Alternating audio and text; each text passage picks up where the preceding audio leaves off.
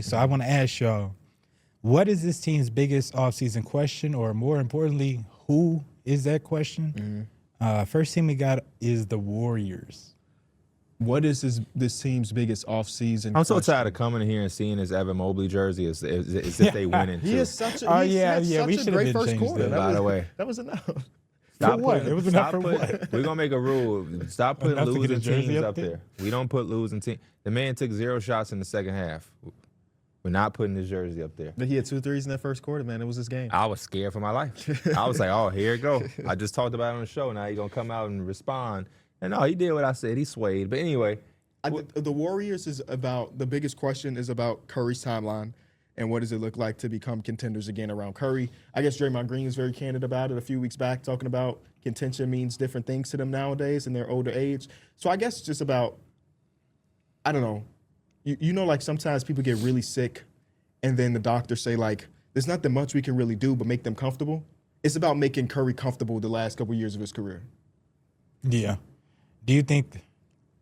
I feel like Steph Curry is going to be there for the rest of his career. Do you think the same thing for Draymond, or do you think that somehow, some way, he could find the team could move him, before the end of his career is done? I thought that maybe they could move him, and then Steve Kerr signed his extension, and it made me feel like that was it. Like they keeping that whole band together. Yeah, I think that's how it's gonna go. But it would take some cojones on like a Mike Dunleavy to make that big move, and I think it might be a little bit too late. Well, they're probably gonna look at Jimmy first and just the bulk of money he's got. Mm-hmm. So the other part of Draymond being moved is somebody valuing him and what he does. And, he's a guy that's older in his career. A lot of his success has been with the Golden State Warriors. And, a unique team would have to feel like he can replicate that. And I don't see where that would be. Mm-hmm. The next team we got is the Minnesota Timberwolves.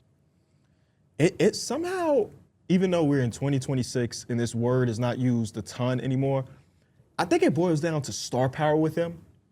We got Anthony Edwards, and I feel like they're going to be a team that's going to be ultra aggressive to try to get a secondary star alongside him. Julius Randle is fine the last couple seasons, but y'all saw what the postseason looks like as a secondary option. And I think that they probably feel like their infrastructure is good enough that if they can splash a little bit on a star level player, then that helps them compete with OKC or San Antonio. Yeah. I mean, it talks about like Kyrie Irving and stuff like that. And I think looking at the teams up top, you have to kind of aim big because a lot of these small things I don't even know if it'll kind of like add up to being a contender in terms of like Spurs and OKC. Mm-hmm. I know every move can't be like that, but for a team that's close, you definitely want to try to aim for it, especially when there are names like Giannis still up there too. Next team we got is the Philadelphia 76ers. Ooh.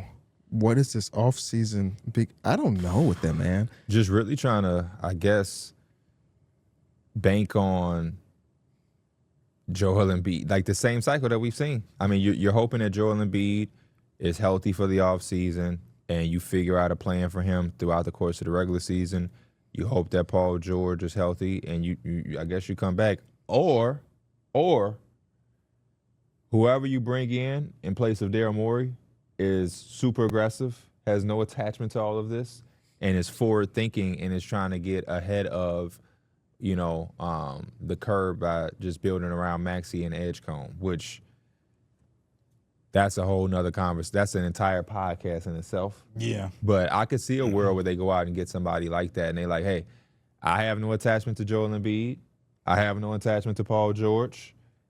And this team is just not going to be ready to, so. I mean, I would hate to be just getting in and starting off in charge. And for the first 2, maybe even 3 years, you're just kind of in the same place because you don't want to make any moves. But being proactive in the spot might be the best thing as a new guy because you really don't have that attachment. What moves could a new guy even make, though? It's going to have to start with probably Paul George, maybe Joel. That's Embiid. not just like an easy move to make, It's though. not, but I think you're a little bit more easier with what you get back.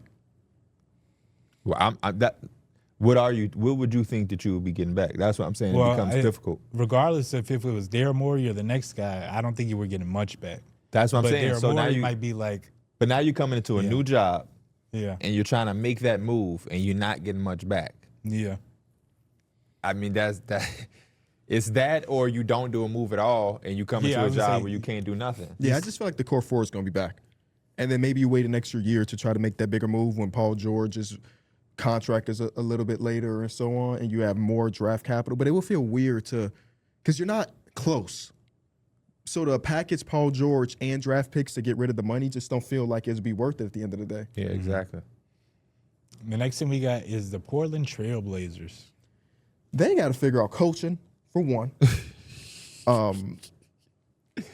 Let's keep it at that. Let's figure out the coach. I saw that one of the Van Gundys is Jeff is going to be interviewing for that job, which I guess is interesting. Stotts want to come back. Yeah, I saw Splitters interested in a couple different jobs. If the Trailblazers will allow him to take those interviews, it's just one of those places that is so, I don't know, so northwest on the map.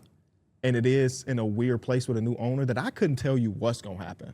Like, he's running the team, from what I read, like he runs his NHL team. Yeah. He said he was sorry for not having the two-way players travel because he thought it was like the NHL where that stuff like that just happens.